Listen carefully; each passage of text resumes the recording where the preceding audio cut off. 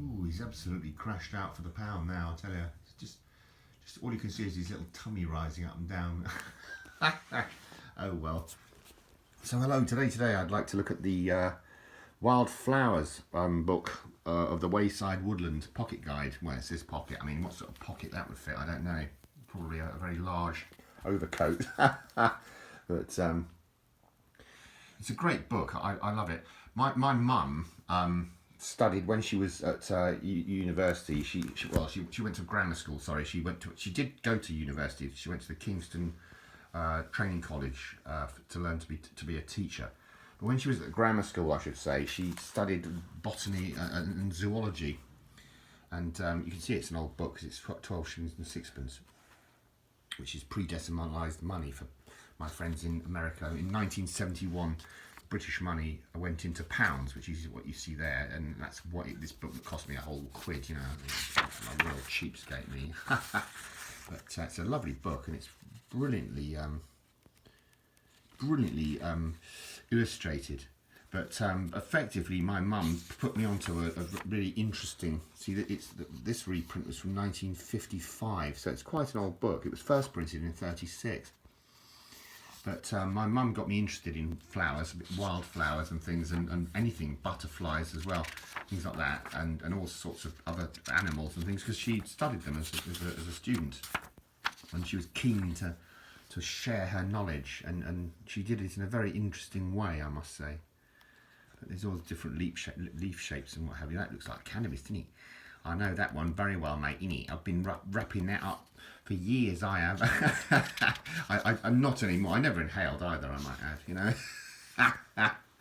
Yeah, right. But there's all the parts of the flower and everything. It's a very good, it's a very interesting book.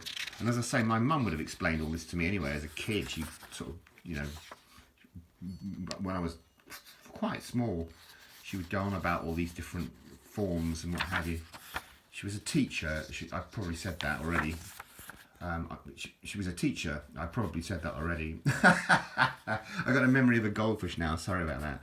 But there are some, you know, obviously you wouldn't want to go through the entire book page by page, but there are some lovely illustrations, very well drawn, of the various different flora, you know, if that's the word.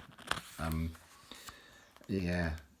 No, I was always fascinated with it, and her father was fascinated with it as well. I never met my grandfather because he was dead before I was born, but he'd instilled an interest.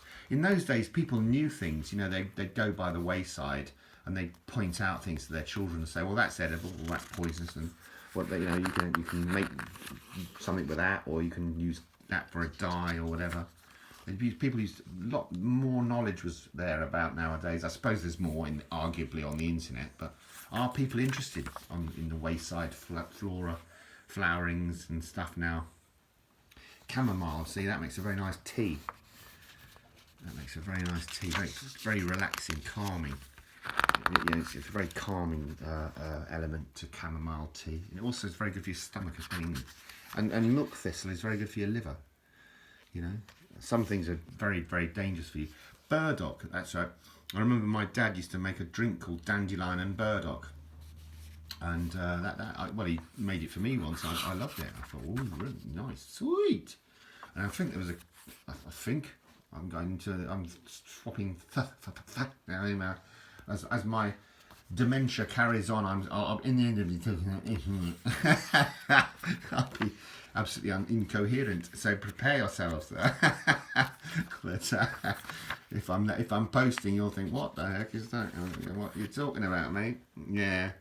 But I don't really know much of these. Bindweed, I remember a lot of that. I mean, bloody crap gets, excuse my French, but that kind of used to go around my bushes in my house in Easton. I used to be sort of wrestling with it like Tarzan, you know.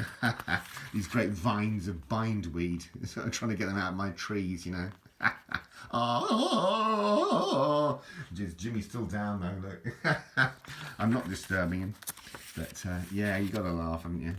But now there you are. It's a good book. I like it. I like it a lot. And it's if you can get yourselves a copy, you know, do it, or something like it. It's a shame that the kids today just stare into their mobile phones. I don't know what they're staring at, but it's not this. That's a fact. when we were kids, we used to take these grasses and we used to strip them off with our fingers, and then we used to, the naughty little sods. We used to get because there's like a sort of a cone that's underneath all this. It's like a sort of like a jagged thing. And what you used to do is creep up behind your girl that you fancied the most and twist it into her hair and then yank it. I know, isn't it cruel? And it is. I mean, but of course it was getting her attention, and you'd hope that she'd like you more for it. I don't know how the psychology of that worked, but it was what we did in the 60s. So there you go. In the late 60s, mind you, Miss Moneypenny. I'm not that old. Anyway, I hope you found this of some interest. There's a nice little list of alternative names in the back there. It's like an appendix sort of thing.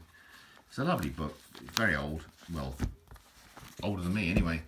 I'm very old. Wildflowers of the Wayside and Woodland. So thanks ever so much for watching, and all the very best wishes. Cheers. I'll leave you on Jimmy because he's the handsome one, isn't he?